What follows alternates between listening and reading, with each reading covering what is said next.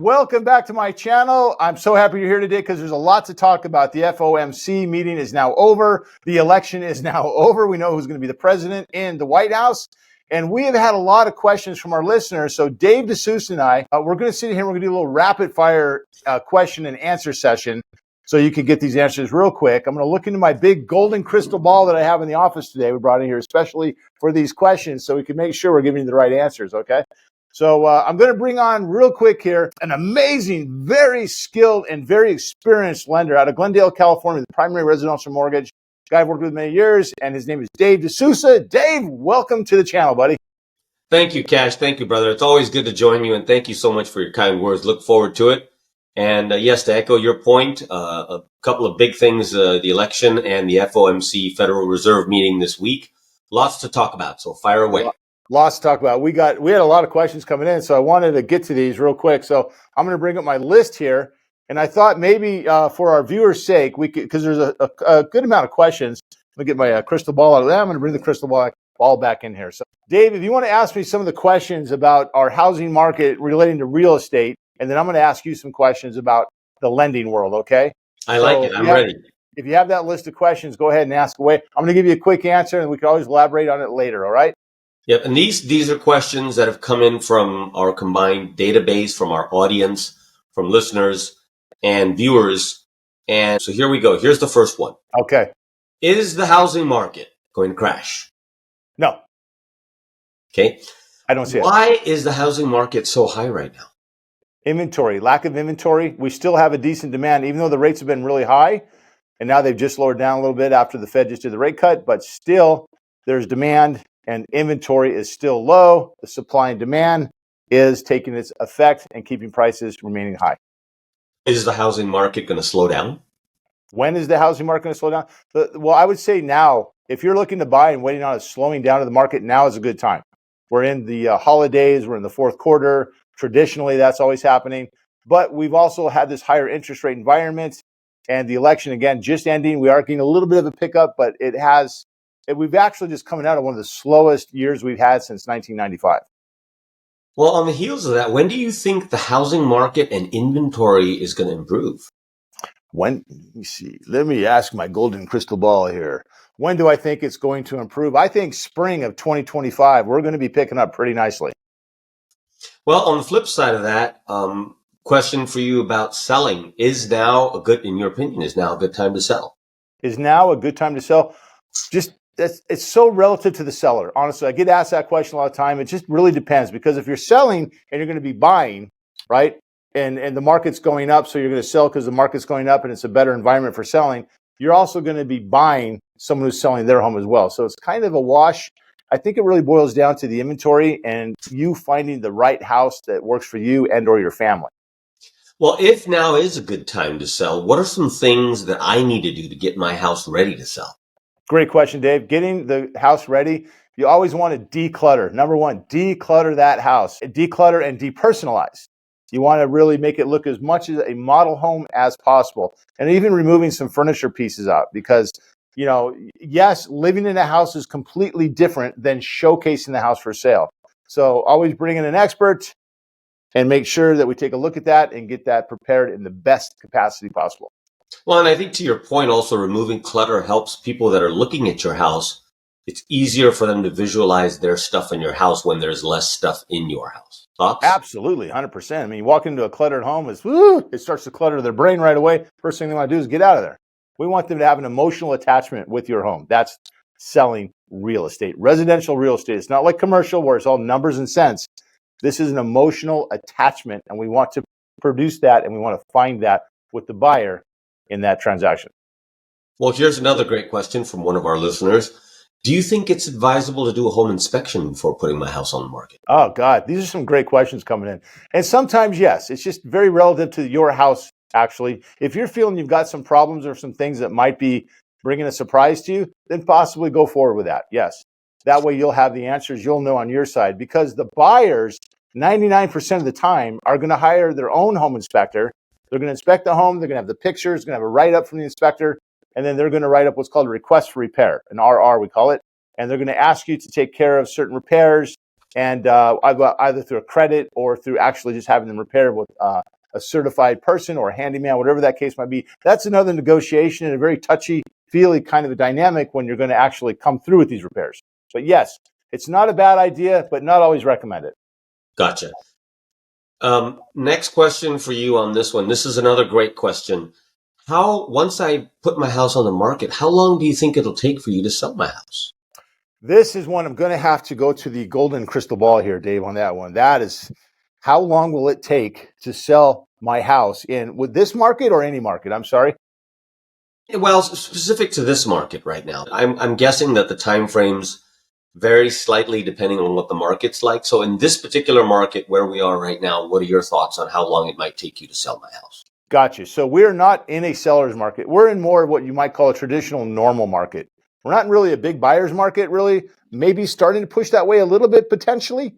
If I had to say if the scale was leaning one way or the other, look at the crystal ball. Yep, it's agreeing with me right now. As far as going into next year, I don't have a real clear picture, but I think we're going to have a little pickup in inventory next year. And those interest rates, the pace of the market is so indicative of what the interest rates are at the time. I feel that the projections are for them to come down, and you and I will talk about that a little bit later. On the heels of what we just talked about there, switching to the buyer's perspective, what would you offer a buyer would be the first step in deciding when they decide to purchase a home? What would you say would be the first step they should take? Oh, always get pre-qualified.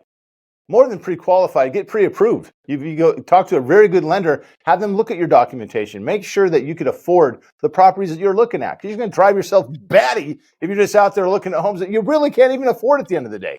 You're driving everybody crazy. Well, and the last question, and this is a great question, especially relative to the market now. If home prices are going to go down, should I wait to buy? If home prices are going down, golden crystal ball, what do you see? That is almost impossible to answer, my crystal ball said. Can't answer that one. We don't know about the prices going down. I don't necessarily see them going down. I really don't. And if those interest rates do come down, like I feel they will, and we might get more buyers back in the market, there's a lot of buyers on the fence. We have pent-up demand, right? They will be coming into the market, and potentially prices could start going back up again. Excellent. Well, that was all of our questions. Thank you all very much for the great questions you sent in. And Cash, thank you for your expert answers on the responses to the questions. Oh, absolutely, Dave. I'm going to ask you a couple questions now, if that's okay, because we have some more questions for our lenders and on that side of the industry here. Dave, I'm going to ask you, here we go. How do I know what my rate will be? Well, we've touched on this before. A rate is pretty much like a suit that you get. It's tailored specific to the individual.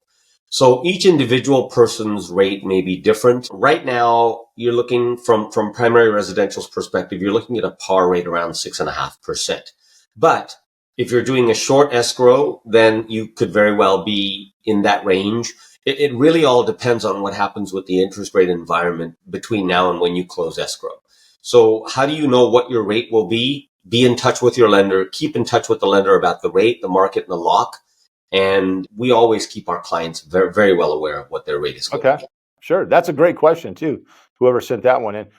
Here's another great question. Would I get a lower rate if I put more money down? Great question. And the off-the-cuff answer that a lot of people think is yes. And the actual truth answer is no. Now, there is a slight improvement to interest rate when you start to get a substantial amount of money down, 25, 30, 35, 40% down. But in the typical range, whether you're putting 5% down or 10% down or 15% down or 20% down, doesn't really change your interest rate that much. The only big difference is if you're putting less than 20% down, you have PMI. But believe it or not, because there's PMI, sometimes the interest rate when you're putting 10% down or 15% down is actually even slightly better than when you're putting 20% down. So, Gotcha. But now again, to qualify that, when you get into larger down payments, let's say you're looking at 25, 30, 35, 40%, yes, then you will start to get a better interest rate because as you improve the equity position, you're lowering the risk to the lender. Does that help? Okay. Kind of leads into the next question getting asked is, what is PMI and does it affect the rate? So PMI stands for private mortgage insurance. Private And mortgage. that is on standard conventional loans. When you put less than 20% down, that is insurance that the lender purchases at your cost to protect against default, because the default rate when people have less money invested is higher. Contrary to popular belief, the rate that you pay for the PMI, the less down payment you put, the higher that PMI will be. But a lot of people think, okay, should I maybe take a rate that's higher and build the PMI into the interest rate? Not a good idea, in my opinion. Okay. I'm a much more of an advocate of take the lower interest rate with the PMI tacked on. Okay. Do not build the PMI into the interest rate, because then as you get equity, you can drop the PMI and still keep the interest rate. Case in point, when rates were considerably lower in the 2s and 3s and 4s, I had many clients that purchased homes. They took the rate and they paid PMI. Now that their equity has gone up, they're able to drop the PMI and keep the rate. So again, my personal opinion on building the PMI into the interest rate, not a good idea. Okay. Great. Let's But keep the rapid fire thing going here. I have a few more questions to get through. okay. But we could elaborate on that a little bit more. But thank you. Great answer. And I appreciate the clarification on that. What is the rate lock period? That's another Well, a question. rate lock period can vary anywhere from 15 days till up to 90 days. But here's the catch. The longer you lock in the rate for, the worse the interest rate. So in an uptrending market where rates are going up and up and up and up, yes, you want to lock in as early as possible. Okay. But on a downtrending market, or in a market like we're in right now, it's much more advantageous to float, because the probability that you're going to get a better interest rate by floating is greater than the probability that it's going to be worse. So my suggestion to people now is float the interest rate during your escrow and lock in closer to closing. Do a short lock, get a better rate. Right. Gotcha. Okay. Yeah, that makes sense. What are mortgage points? Points are essentially interest you pay up front. So again, let's say you've got a rate that's a 6.5 rate and you're not paying any points. And you say, well, should I get a 6% rate and maybe buy points to buy that interest rate down? That makes a lot of sense to do when rates are at lows. When rates were in the 2s and 3s, made a lot of sense. Right now, I don't think it makes a lot of sense to buy points. Why? If you've got downtrending rates, you can get that lower rate at some point in the near future without having to pay any points at all. Okay. Gotcha. So right now, I'm not a big advocate of paying points to buy down the interest rate in this current market. Another question we had was, which was one they asked me earlier, was will rates go down? And of course, I could let you borrow the crystal ball here, Dave. You want to look at that? But what's your answer to that? I can see your crystal ball bright and clear from here. And here's what the crystal ball is telling me. The probability that rates are going to go down is significantly higher than the probability that they're going to stay the same or go up. Just based on the Federal Reserve comments just last week, the indication is that rates will be improving. Now, should you wait for a lower rate to buy your house? Absolutely not. Because what could end up happening, if rates go down and prices go up, what you may save on the rate, you're actually going to lose on the price having gone up. So my suggestion is, and this is an old adage, marry the house, date the rate. Lock in your interest rate, buy the house, lock in your good price. Right. And then if rates go down in the future, you can always refinance. Well, I agree with what you just said, Dave. Great answer to that. And I feel that if we had to pick one and looking into our crystal ball here for next year, I believe rates will be coming down next year. Matter of fact, the Fed's even talked about it. So I'm going to definitely lean that direction. So if you are looking and waiting for that, I also agree with what you said too about waiting for those rates to come down. If they do get low and much lower, then we're going to see more pickup in the market too. And I don't think any buyer wants to go into that competition level that we had before, where it was brutal when you had multiple offers and prices going up and people removing all their contingencies, giving away their first child and dog just to be able to be considered for the offer, writing all the love letters and all those things, begging for the house, And that reminds me of a previous discussion you and I had about supply and demand. Exactly, 100%. And that will come into effect for sure, 100%.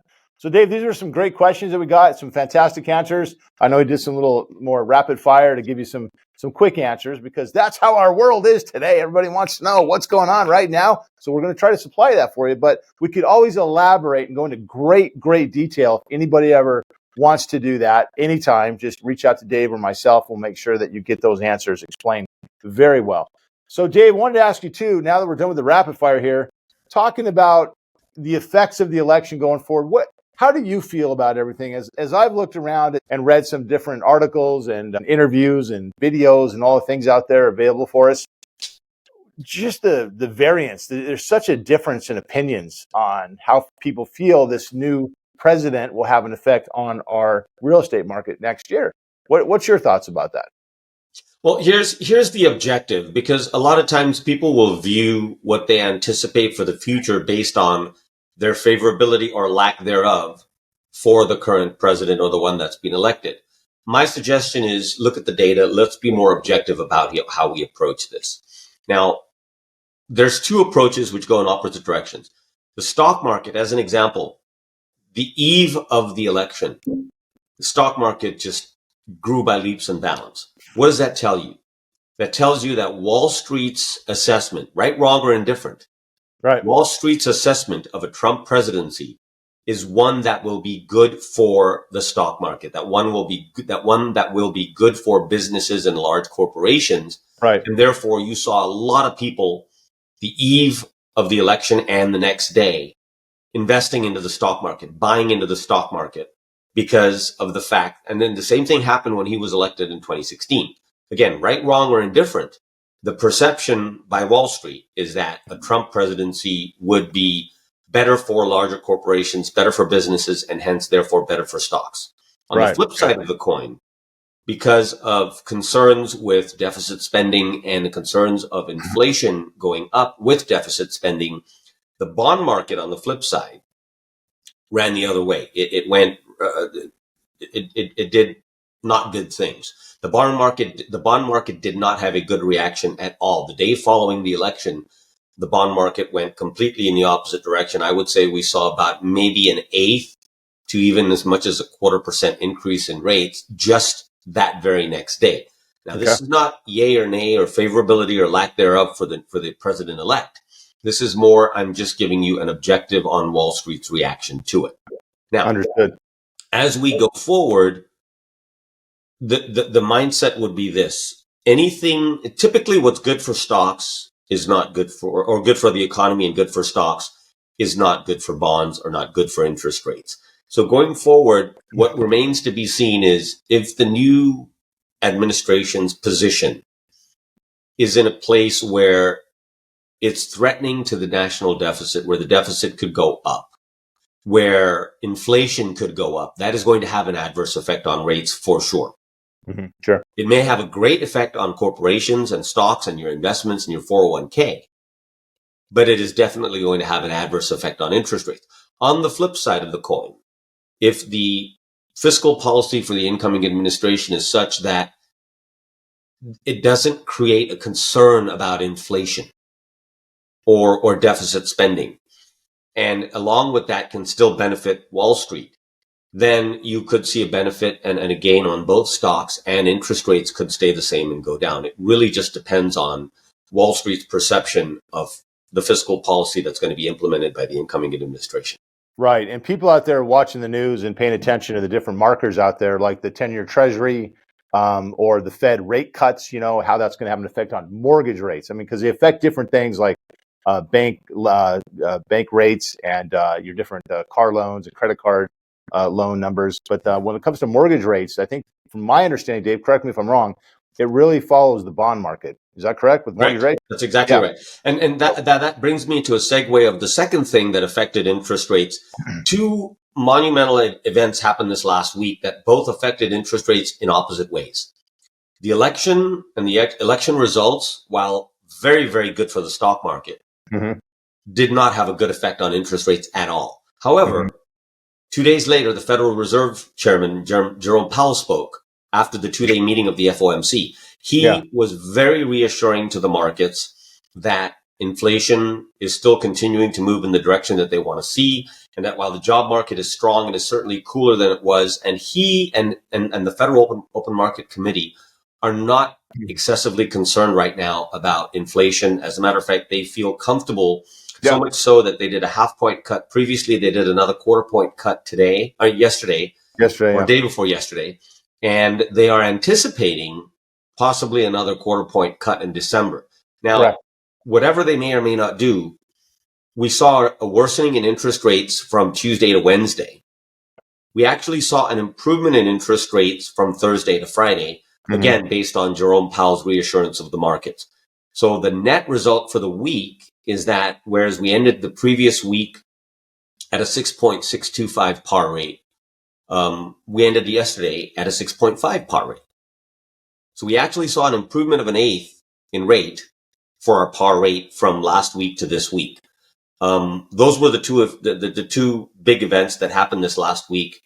And I hope I'm helping with how they each affected the markets. Yeah. And I know the Fed wanted to get that inflationary rate down to 2%. And the report. That's their target, yes. That's their target. And they're at 2.1. They're at 2.1%. So we're there. Yeah, they have essentially, he has reassured the markets that the restrictive policy that they have put in place so far has essentially seems to have done its job.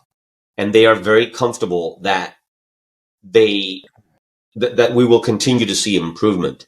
Of course, one of the things that he always says, and he ends with this, he's very non-committal about this. He says, right, it's all going to be data-driven. Yeah, it's so what the he always data says. that comes he in. Always says the same thing. As a matter of fact, just this week coming up, we've got two huge pieces of information coming up that will affect what the Fed does. We've got CPI, which is Consumer Price Index, right, which is a very large gauge of inflation. And then on Thursday is the PPI, Producers Price Index. These two always come out one day apart from each other. And the numbers here have the potential to very significantly affect the market, both the stock market and the bond market. If we're lucky, we will see a stabilization to a possible lowering of both the CPI and the PPI. Now, if we see the CPI or the PPI go up, that could be concern. That could be concern. That would not necessarily be good for interest rates because, again, the Fed said, let's see what the data shows. Now, if this data comes out showing that there's an increase and inflation is going the wrong way, that's not good for interest rates. Gotcha. I'll tell you, Dave, and I appreciate that, but the Fed, listening to the Fed talk all these years now, or since Jerome Powell's been in, it's so the same thing all the time. It almost not much really changes, you know. It's all about the data. We're going to keep watching the data, but he's very non-committal when he speaks. Very non-committal, and I hate that. I can't stand that. I mean, it's like I don't want to be political. We're not supposed to be political, but we're not going to say anything that could be political. And we're not going to say anything that could lead us to think in one way or the other. I mean, but we want answers, and I think that's what the people.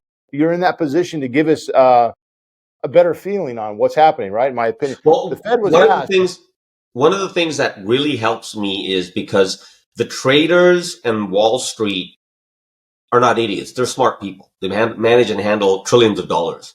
So when I see Wall Street, the stock market and the bond market, stock traders and bond traders, both reacting well, favorably to what the Fed is saying, what they're interpreting is he can't say that we're moving in the right direction and things look good, but we believe that's what he's inferring. But he also, at the same token, says that the economy is really good now. He keeps going back to the economy is just fine right now. Correct. And he has to, right. Exactly. In other words, yeah, we're looking good, but we could be looking bad. But we're looking good. And it also we might could be looking bad. Yeah, the economy's looking good right now. If I'm Jerome Powell, yeah, like I'm doing a good job, you know. But I don't know if I really necessarily agree with all the things that he's really implying or portraying anyways with his answers. So he was asked, interesting, if he would step down with the new administration, with Trump being in the House. I'm not quite sure the question came from, if it was from the Trump administration. It was from the Wall Street Journal. Asked if he would step down if asked, and he said no. The answer is no. He's not stepping down. Right. And I will tell you this, during his previous presidency, and I think even in the interim during the Biden administration, Trump made comments and said some things about Jerome Powell that were not particularly favorable. I'm not sure what the relationship is between the two of them, but I could tell, whereas Jerome Powell is pretty verbal in his responses to questions, he was asked the question 3 times and his answer was one word. And the question was asked, do you think that the new administration has the power to ask you to step down? And he said no. And then a second time it was asked and he said just one word, no. And then somebody else, another person, asked the question in a different way, that would it be legal for the new administration to replace you? And he said one sentence, and all he said is, "It is not within the parameters of the law." It I is think that's not got to be within the changed. parameters I of the law. mean, Meaning the law does not allow, he was very short and very clear that the law does not allow a executive administration, in this case, the Trump administration coming in. Yeah, I got you on that. So, but I think that's what his view was, very point blank. Yeah. I think that's got to be changed because, I mean, we've given this guy, the Fed, way too much power to control how things work in our world. The controlling the flow, the ebb and flow of our market and our finances, and giving one man. I know that he has his administration as well, but still, if asked to step down or pushed to step down, no, I'm not going to. I don't know if I really like that. I don't. Yeah, I'm not sure what his decision would be, but I'll say this. People often think the president of the United States is the most powerful person in the free world. And I have my own opinion on that. And I actually think that the chairman of the Federal Reserve, who can affect not just U.S. markets, but who has, with a short sentence, has the power to affect the world markets. Yeah. I would argue that he is arguably, if not the most powerful, one of, if not the most powerful. Exactly. And I think we might get into this little flexing war here, with Trump coming in. And I know Trump wants to get things more stimulated, things moving more than slugging them down. And he's got a different thought on how this is all going to work with the economy. Trump does. And I like his thought on that. Let's get things flowing more. Let's make things a little more affordable for people. What is great right now with the election being over, whether it's Trump or whoever won, it's that the election is over. Consumer confidence, which is the most important factor that a lot of us don't even talk about. We talk interest rates, we talk about what's going on with war and all these things, different things in the economy and the treasuries and the bond market and all these different data points, right? But one data point people don't talk about is consumer confidence. This is probably the largest factor in everything, with people spending more money and feeling more confident going forward with spending that money, like housing and cars. Let me share a thought with you. There, besides the two indices that I talked about, the CPI and the PPI, there's a third one which came out recently, and it comes out a little bit later on in the month than these two, and it's called a PCE. And that particular one, the personal consumption expenditures, is exactly what you're saying. What are people spending on their daily lives? What are they spending on groceries? And that particular one, that personal consumption expenditures, is actually the Fed's favorite gauge on interest rates.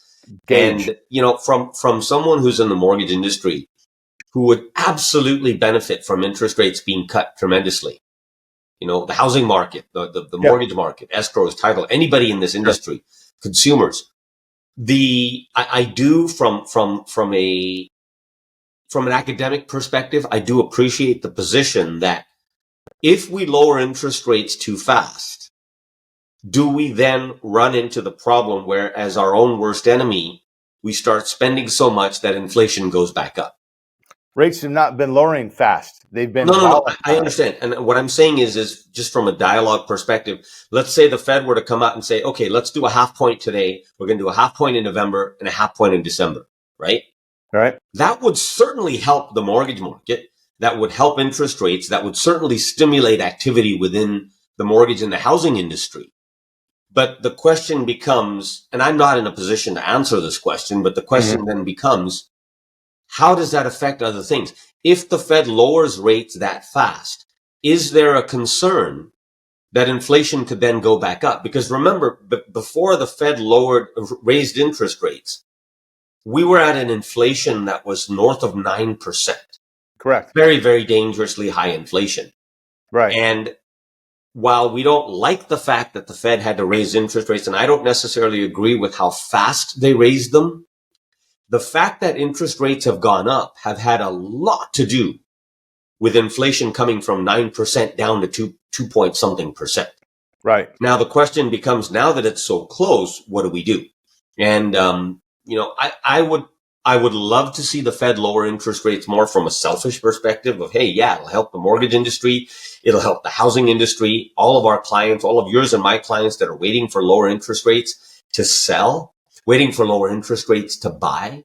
Sure, that would take all those people off the fence. And that's great from our end of it. But the question becomes, how does that affect other parts of the economy? Understood. Yeah, and I agree with a lot of that, but I don't know if that's the complete answer, honestly, in my opinion, that keeping the rates high and keep things slower is going to be better. There's an affordability factor out there. People are having a hard time. First-time homebuyers are having the roughest time right now. Yep.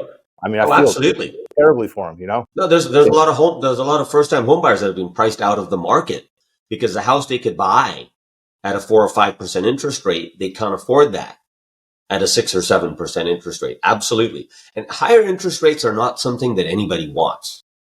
Right. Unfortunately, sometimes when inflation goes to a certain point, higher rates are a necessary evil to check that inflation. No, comprende. I understand, man. Yeah, I get yeah. it. So Let to me, your point, would I like to see interest rates come down? Absolutely. of course, because then the market goes crazy. I get excited. You get excited. Buyers and sellers are all getting excited. And then we get a big real estate market booming and moving, right? Everybody loves that because here's the other thing. Talking about the jobs out there. One house sale stimulates so many jobs Mm-hmm. between lending, escrow, title, home inspectors, realtors, home improvement people, moving companies, Yes. I mean, insurance companies. It just goes on and on and on. It stimulates more jobs than anything out there. One Correct. home being sold. And conversely, how the lack of that has such a detrimental effect on all those industries. Correct. Real Yeah. estate, mortgage, escrow, title, land, all of the fields that you just mentioned. Right. I completely understand your point. When I look at things, I try to look at it from a very objective perspective. And I think what might be a very interesting thing at some point would be to have an economist that could comment on, okay, if the Fed just continues lowering interest rates and we see a boom and a really, some healthy growth within the mortgage industry, what potential detriment could there be in other parts of the economy? Right. Well, let me throw this at you right now with our rental market out there. Renter households have risen 2.7% recently to a record of 45.6 million renters in our United States of America right now. Okay. I found another interesting little piece of information here. San Jose, California, Los Angeles, California, and New York City has the highest level of renter households in those cities, right? Meaning you're Here's saying more people are renting now and less people own. Yes, we have a tremendous amount of people renting. And well, I'm not quite sure if there's more than own or rent right now, but the rental numbers are going up No, I think significantly. what I meant, sorry, I wasn't clear. The number of renters has gone up, but the number of homeowners has gone down. The number of people buying has gone down. That's recently, through this volatile interest rate market that we've been in for a while. That's what I'm calling it because you're talking about we don't want them to lower the rates too fast. Hell, that's not happening even close. They start to go down and then they go right back up again, and they go down, they go right back up again. It's like driving people bananas. They want, and part of this. Let me throw this data point out there. Maybe we could have the Cash and Dave data point, the CC, right? I know you got the CPE and the CPI and all these different data points, markers, but CC, consumer confidence, as I was talking about earlier, that is the hugest driver of all of them. Yes, we've got the Just different markers. as a point to add to your point, and I'm sorry, I didn't mean to interrupt. Consumer confidence is also tied into the PCE because the PCE it basically stands for personal consumption expenditures. The explanation of the PCE is what people are spending Correct. on stuff. Here's Now, my point, Dave. I Here's my would point. offer you that consumer confidence is tied in to some extent to the PCE because if consumer confidence is Of low, course. Of then course. people are going to be spending less on stuff. The CC, consumer confidence, is going to reflect on those data points of that. Correct. Absolutely. Yeah. So I put Consumer the CC up here confidence has because that's going to affect everything. that. It is absolutely critical. There is a consumer confidence survey that comes out once a month, every month, and it is included in my market updates. But to your point, the confidence of the everyday average consumer, how they feel about the economy, how they feel about their jobs, how they feel about their income, how they feel about their budget, is going to have everything to do with what that average consumer is going to Yes. spend on Yes. stuff. Yes. Are they just going to buy bread and butter, or are they going to go out to dinner? Right. Are they going to buy a used 2008 car, or are they going to go out and buy a new 2024 car? Right. So 100%. all of these things, the confidence of the consumer is the underlying critique for everything else that follows. 100%. I also want to tell you too, besides the highest levels of renters in San Jose, Los Angeles, and New York City, our lowest areas, our areas with the lowest level of renters in our United States of America is Cape Coral, Charleston, South Carolina, right? Isn't that interesting? And Columbia, South Carolina. So we got two cities in South Carolina. And Cape Coral is, forgive my ignorance, is where? For those of us Florida, that don't right? know where Cape Coral is? Florida. Oh, Florida. Okay. So you've got a place in Florida and a couple of places in South Carolina. Yeah. Now, Lowest arguably, housing and homes are decidedly more affordable, at least in South Carolina, than, San Jose or Los Angeles or New York City. Right. Right. So, but it's nice. Your point is well taken. I bought my first home, I want to say I was 29, right? And the average age of today's first-time home buyer is, what do you think? Crystal ball? I'm going to guess 40s. Wow, that's pretty darn close, Dave. That's good. 38 was the number. 38 years is our average. Well, you know what they say, 40 is the new 38. There you go. I got to love that. Being my age, I actually like that. I like it. The other day I heard somewhere where somebody said 50 is the new 30. Right. And I said, amen. That's all I could say is amen. Amen. Absolutely. I'm with you on that. I'm 30-something all over again. 56 years of age is the average buyer overall. The average buyer out there right now. So, good data. Record. Go ahead. I said good data. Good data. Yeah. A record 26% of homes being purchased. You won't like this, Dave, but they're all cash. 26% of home purchases, all cash. How about that? Now, I was sharing that with somebody when I was putting my report together, and they said, "What? How are people?" I'm guessing that a very large percentage of those must be move-up buyers, because obviously first-time buyers rarely have the opportunity to pay cash. Definitely not first-time home buyers. No. So I'm guessing most of those people must be people that own homes, made a nice killing on the selling of their home, and now are buying cash. Yes. It's because of, exactly that. It's the equity positions that people have in their homes today. Yep. Because they rolled the dice, right? They took all the nerves out, whatever the interest rate was or wasn't at the time, right? The cost of the house. And, we're going to war. They didn't overanalyze it. They just did it. They didn't. Well, maybe they analyzed it, but they didn't overanalyze it, right? They didn't have paralysis by analysis, take them out of the market and keep renting that damn apartment, right? Right? No write-off, no investment, no equity building, none of that stuff. No, nothing. Yeah. So I still have clients today. For years, I've been talking to. Some of them are coming forward and buying, and some of them are just so scared of everything. And someone's got that uncle somewhere in the family that goes, you don't want to buy. And you got to ask that. Well, you know how I feel about family and their professional advice. Correct. Yeah, you got to really look at that. Exactly. So anyway, so conversations with family about politics and religion. Ha ha ha. Right. Don't talk to them about professional advice on real estate or mortgage. And I argue that, Dave. I argue that because that's such a commonality today in the world. You don't talk about politics. You don't talk about religion. Well, I say let's do it. Let's talk about it. Let's get it all out on the table and have a discussion, right? Because this is how we learn about people and things and how they're thinking. And but we need to have peaceful discussions, right? That's the key, right? Well, I think the key with these discussions, and this is going a little off the track from where we are, but any discussion, really, whether it's mortgage, whether it's housing, whether it's mortgage, whether it's politics, whether it's religion, I think if discussions are had respectfully, that makes all the difference. Bam, 100%. You don't necessarily have to agree with the other person, but you can respect their position. Yes, I agree 100%. You would not even know how much I agree with that. So, but to answer that question, as somebody was blown away when I said 26% of purchases today of homes are all cash, it's because of that equity position, because they did take that gamble, that chance, and they bought the house, and years later they've got wealth, and that's wealth going forward to the next purchase, right? And I've explained to people too, listen, you're buying this house, you're going to live in it for how long? I've had people go, 10 years, seems like the average is about 7 these days, right? Or 5 years. The average amount of time that people keep a mortgage, I don't know about the house, but the average amount of time that people keep a mortgage is between 3 and 5 years. Yeah, definitely. And through this last roll of volatility too, that could even shorten that lifespan up a little bit potentially, right? But they rolled the dice. They went for it. They bought the house. They've gained more wealth. And that's that's what I keep telling people. Listen, are you flipping this house? Are you buying this house? Everyone's got this mentality when they're buying their first home, especially. I'm going to buy my first home, but they've been watching flipping shows or something. Now that's where you could get into real trouble. HGTV. Yes. And they're letting that be the indicator for everything, the measure that, if I buy this home and in 3 months the market goes down. I said, listen, if you buy this home today, you get your family moved in there, the market crashes completely like it did in 2008.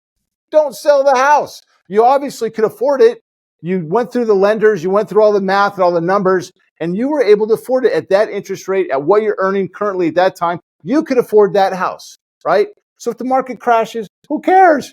Just stay in your house. Keep living in your house.